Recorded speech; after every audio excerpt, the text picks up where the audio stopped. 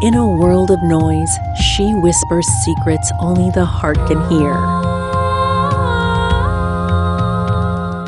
Lelia of the Valley, the new album from the Schaefer Media Project, featuring the vocals of Lelia Kisil. In halls where torchlights clouded burn, the banquet splendor held its stir. Where the music lingers like smoke in a midnight lounge.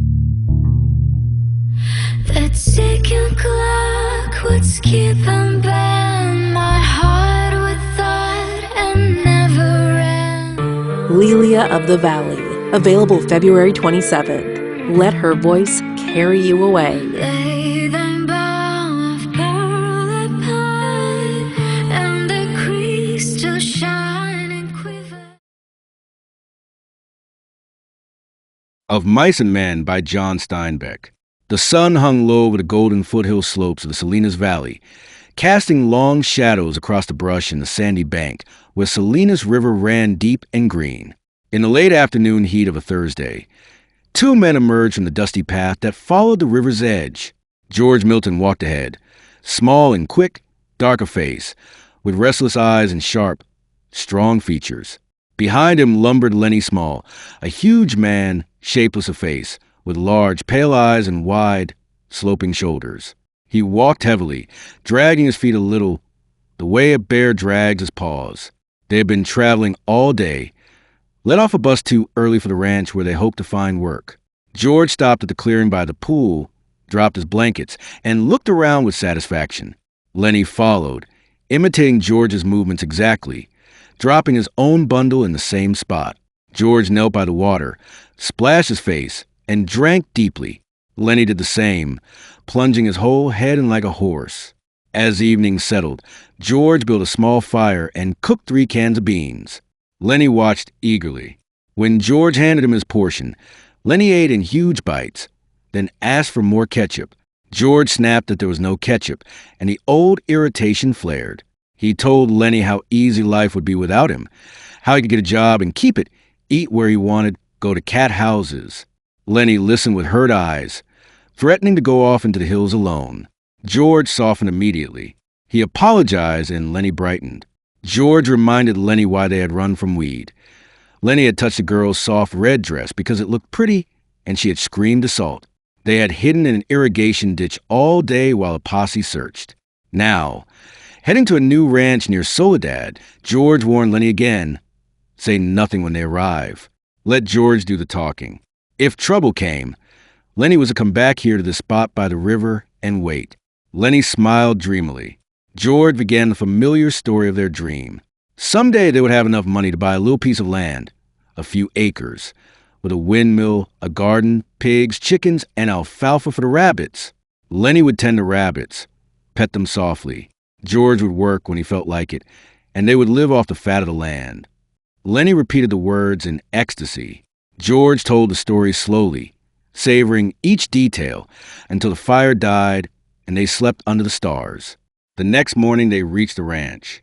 The bunkhouse was long and low, unpainted, with a cast-iron stove and narrow windows. An old man named Candy showed them in, his right hand a stump from an accident with a machine. His ancient sheepdog limped at his heels. Candy explained the boss had been angry they were late, but they could start bucking barley tomorrow. The boss came in soon after, a short, stocky man wearing high-heel boots with spurs. He questioned George suspiciously about why they traveled together, then accepted their work cards. After the boss left, Curly entered, his father's son, a young man with a brown face, brown eyes, and tightly curled hair. He wore high-heel boots like a fighter and kept one fist closed. Curly sized up Lennie, who stared at the floor as George had instructed. Curly left, but Candy warned them. Curly was a lightweight boxer who picked fights with bigger men to prove himself.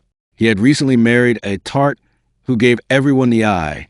Slim, the jerk-line Skinner, came in next, tall, long-haired, quiet, with authority earned through skill. His word carried weight. He spoke kindly to George and Lennie. Carlson, another hand, joined them and complained about Candy's smelly old dog. He suggested shooting it and giving Candy one of Slim's new pups instead. That evening, after supper, George and Lennie settled in. Lennie begged to see the puppy Slim had promised. George agreed. When they returned, Lennie cradled a tiny pup tenderly. Curly's wife appeared in the doorway, fully made up, with rouged lips and ostrich feathers on her mules. She looked for Curly. The men stiffened. George warned Lennie to stay away from her. Saturday night came, and most men went into town. George left with them. Lennie stayed behind, playing with his pup in the barn. Candy and Crooks, the crippled black stable buck, were there too.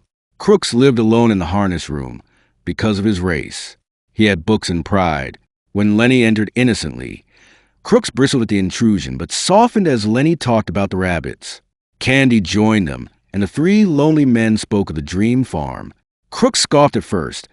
Hundreds had the same dream and never made it. But hope flickered when George and Lennie seemed close to buying the land.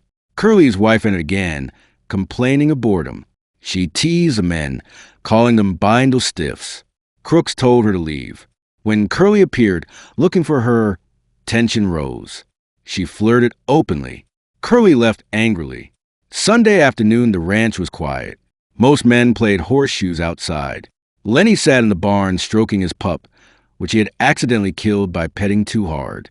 He hid it under hay, fearing George's anger. Curly's wife came in, lonely. She talked to Lennie about her dreams of Hollywood and how she hated Curly. She let Lennie stroke her soft hair. Lennie liked soft things. He held on too tight.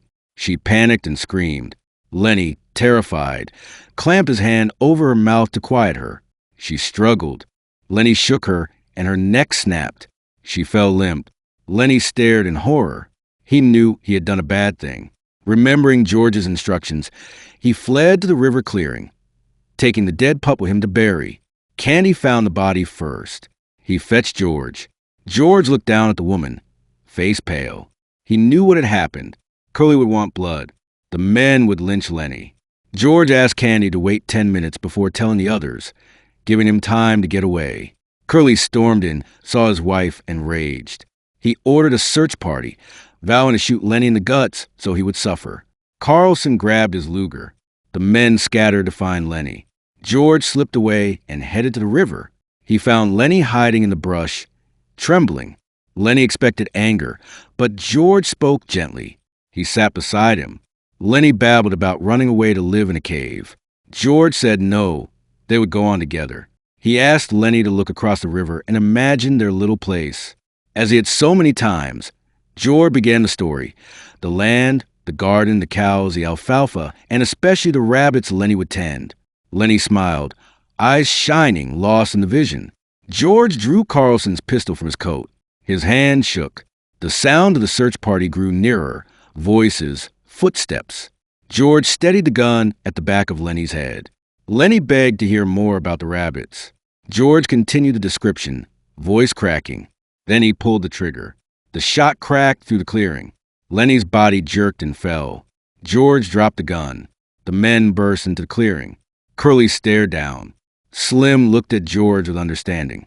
Carlson said George had done what he had to. Slim put his arm around George's shoulders and led him away. Come on, George.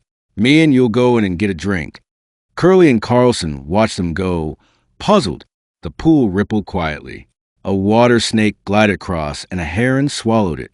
The dream was over, and the valley held its silence once more.